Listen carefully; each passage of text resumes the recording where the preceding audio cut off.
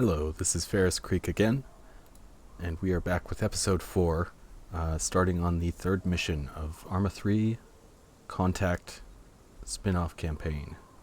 So exciting. Just gonna get into it. Alright. Alchemist and Sapphire. I'm not sure if you're seeing this. There's a log pile ahead. And, well, I don't know how else to say this, but one of the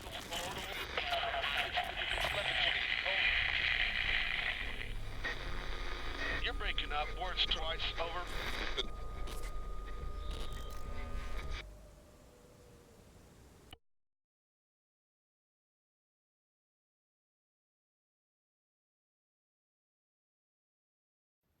Aliens. Fucking aliens! I never believed this could... Oh my god, bruh. Hey, you know? Yeah? Shit, the fuck? You guys saw it? The hell it looked like? It was big, bright. Sort of squid-like, smooth, metallic. Holy fucking shit. And stuff was just rising off the ground, floating. You see it? No, we lost power. A bunch of us left Conrad. I was driving and... Colonel Richter's dead. What? His Hemet crashed. Jesus. You know who's in charge, Dill? Here? The Don. He's bringing arrivals up to speed. Oh, fuck me. You guys, you gotta go. Get the G2.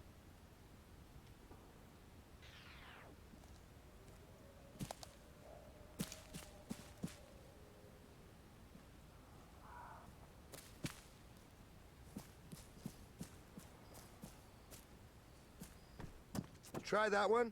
Yeah, Bake. It's not the batteries. The insides. They're frazzled. How? Half this stuff was unplugged. Doesn't matter. It's got nothing to do with the grid. Then, how come all our radios work? They're hardened. HEMP mill standard. Right. So are our rugged laptops and portable light systems, though. Ruggedized. That's different. Look, let me try and focus here, will ya? There's aliens, man. How can anyone stay focused?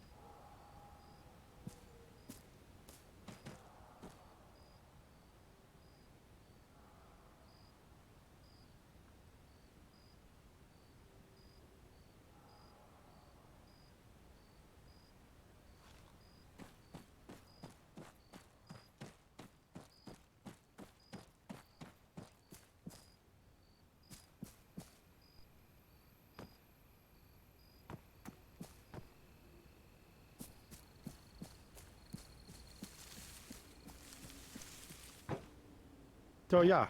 Macie jakieś wieści? Nie jankę się, nasze środki łączności też padło. Zbigniew podobno widział, jak przylatują czarne śmigłowce. Na kilka minut przed tym, jak usmażyło łączność. Rosjanie. Możliwe. Albo wasi, nie mieliśmy jak zidentyfikować.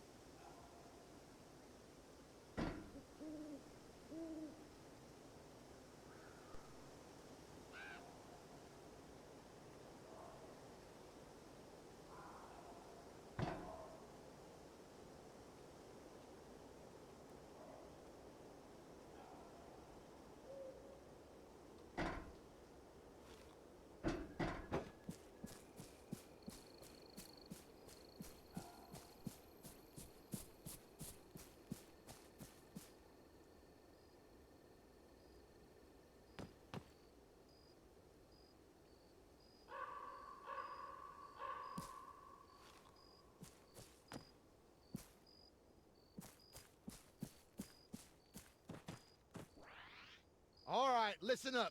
I got good news, bad news, and the biggest news of human history. If any of you doubt that, just take a look at Corporal Stipe. That is not the face of someone who hasn't just stepped off the magical fucking mystery tour. No. This gentleman is a first contact scenario. With what, sir? Intelligent life, Private. And I don't mean the sort you find every time you cross the state line. About 1 hour ago, an alien flying object entered Livonian airspace and came to a standstill above the old factory. There was some advance warning, but due to logistics chaos, nothing reached us in time, and what did, we didn't understand. Contrary to whatever you might have heard, there's no playbook for this sort of situation.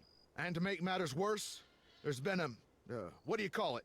Transitory high-power microwave pulse. A transitory high-power microwave pulse. HPM, not EMP. For us, that's the same difference. Electronics are FUBAR. If it wasn't in a shipping container or a Faraday, you can bet your ass it's cooked. That goes for nods, gun lights, non-tritium optics, and most of our vehicles. Old with diesel, yes. Gasoline, no. Also, pacemakers. Hence the reason I'm talking to you now and not the Colonel. Our only casualty so far, but a problematic one. He overturned on the road, blocking access to Point Hopi. The Sparkies there have functioning equipment, which is slowly coming in, but it might be some time before we can unfuck this mess. Sir, are aliens responsible for the HPM? Is this an invasion? That's unknown, Sergeant. Our trunk network's down. There is no way we can reach UCOM. To the world, we've just gone dark. Yet it appears it's not worldwide, not even nationwide. A forest ranger drove in from Stokowsko. His off-road's fine, and he was less than an hour away. Now, I appreciate you all want some answers. Doctor, if you would. Good evening, lads. I'm Dr. Ian Kesson, a theoretical physicist and professor at Maxwell University, Edinburgh. With me is Dr. Shimon Chapek, whose bloody t-shirt says it all. So anyway, let me cut to the chase. 8 days ago, I was approached in a bizarre manner by the International Space Agency, Astra. They asked me to travel to Livonia. TS clearance, a short stay, in Bosch and out. No question. I figured they wanted me to investigate your training disaster. I wasn't wrong. But they also wanted my scientific assessment of an object spotted in a sinkhole that collapsed after the accident occurred. It was the root cap of a much larger subterranean structure. The tip of something that has been growing for millions of years. And though it's older than mankind, Earth is not its home. I can only imagine our interplanetary guests have arrived because of that discovery. And let me add, the Livonians didn't want this going public. The toxic vapors story was just a cover. A necessary lie to ensure biosecurity. Obviously that's no longer going to stick. Our research centre at the factory, it's been abandoned. Everybody scattered once we realised what was coming. Needless to say, we'd only a wee bit of time to prepare. None of us really expected such attention. Put simply, we're on the back foot. Recon's our next objective. Lieutenant Kingsley and a small team are moving towards the factory as I speak. They have a mini UGV with them, courtesy of Dr. Chapek. Luckily, it was stored underground, in a testing range, which means it should still be operational. Specialist Rudwell. Sir. Try and connect using the laptop on that desk there.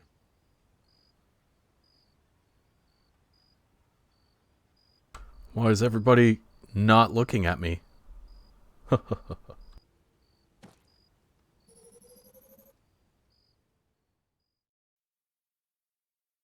Hey, Doctor? I'm not familiar with the software. It's the Evo app. Huh, no shit. Hold your thumbs. Our moment of truth. Excellent. We have telemetry. ED1E. So, do we call him Eddie? Bugger me, not another one. Hear that, Ian?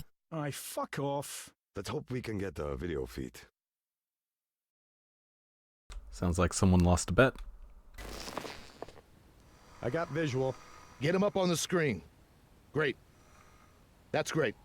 Audio? Track lock's on. You won't have any movement yet. Systems check. Mind if we test your binding first? You're the doc. Can you pan the camera? All the way to the left. And same to the right. Now back to our friend in the mask. That's good. Can you give us a nod?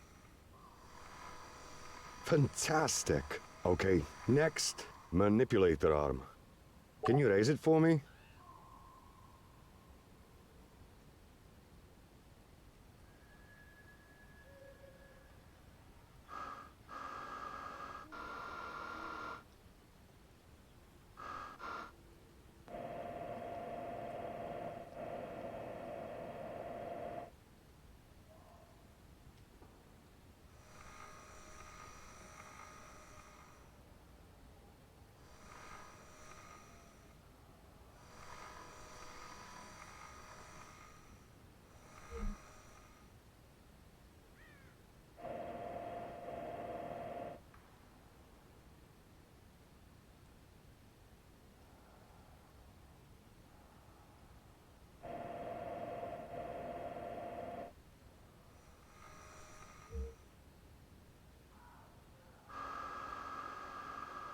Now, take it down again. Excellent. Extend it forward. That's it. And move it back.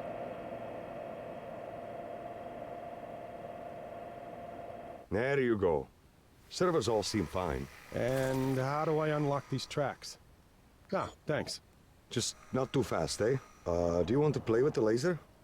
On the name of the wee man. It's not something you play with. No, I know. Relax. He's got to do a dry run, though, hasn't he? Eddie's got a duplex sensing instrument. Gets us the composition of different rocks and stuff. Go ahead and try pulsing something. It consists of a laser-induced breakdown spectrometer and a remote microimager, which is why we call it LIBS RMI. Maybe explain it again in English. Huh? Oh, it excites tiny spots into ionized gas, which we can then examine with a telescope, giving us an elemental readout. Yep, let me check the log, see what you got there. Wow, Half that's oxygen, super advanced. a third silicon, iron, aluminum, Aluminium! aluminium, calcium, sodium, and magnesium. Plus, counting all these trace elements, I think we can safely say it is indeed a rock.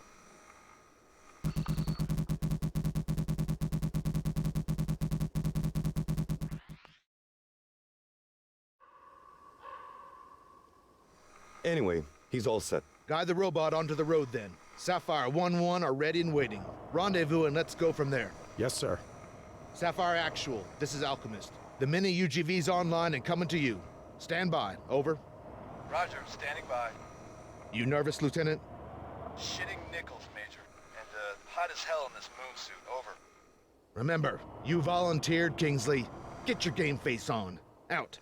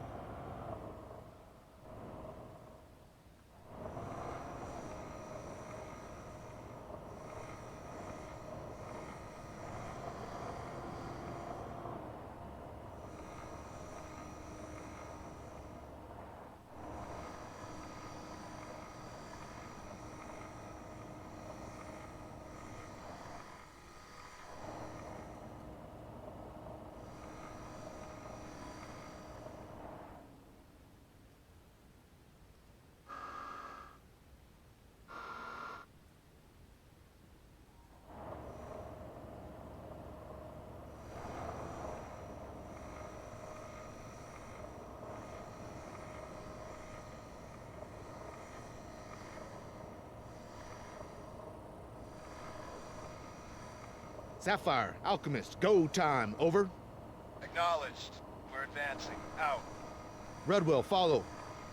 Try not to nip any heels. Dr. Kessin, do you have any special protocols? Have your men stay on that road. We want them visible. Better to be candid about it. And I guess I can't convince you to have your team approach unarmed. Not on your life. Aye, fair enough. Then we want them calm.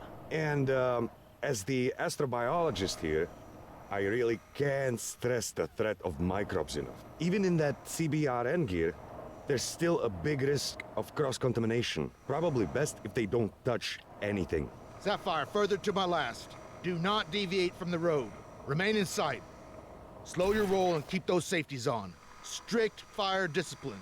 And don't for fuck's sake touch anything. That's why you got the robot. Over. Copy that. No touchy-feely. More to follow. Wait out. Getting a bit of interference here. Could be off the AFO. I don't know. It's sporadic. Seems to be hitting us in waves.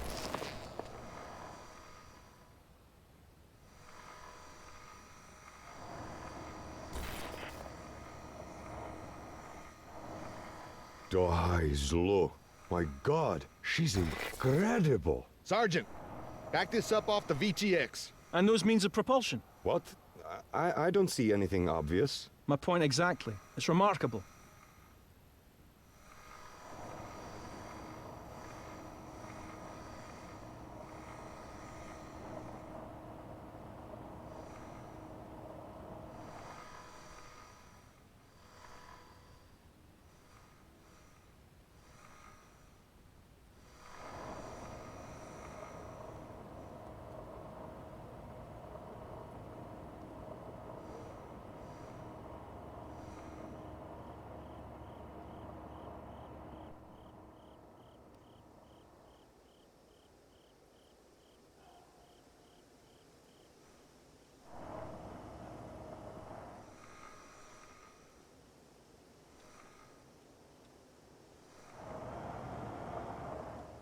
Alchemist, it's Sapphire.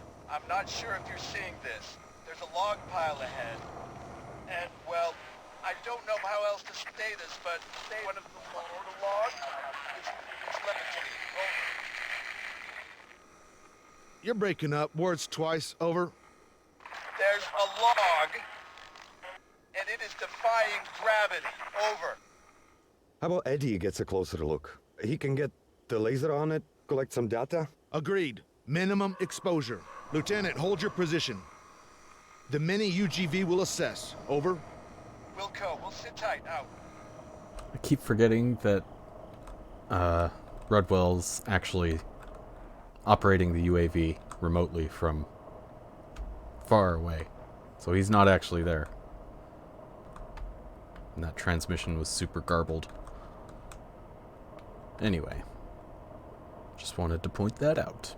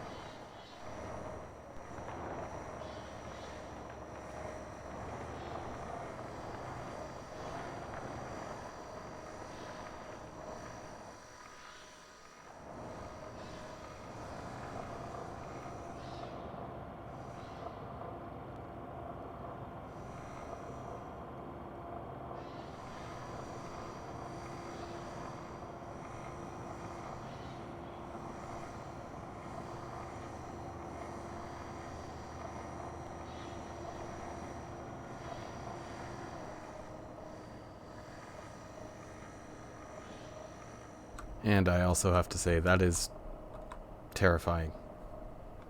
Good job, Bohemia.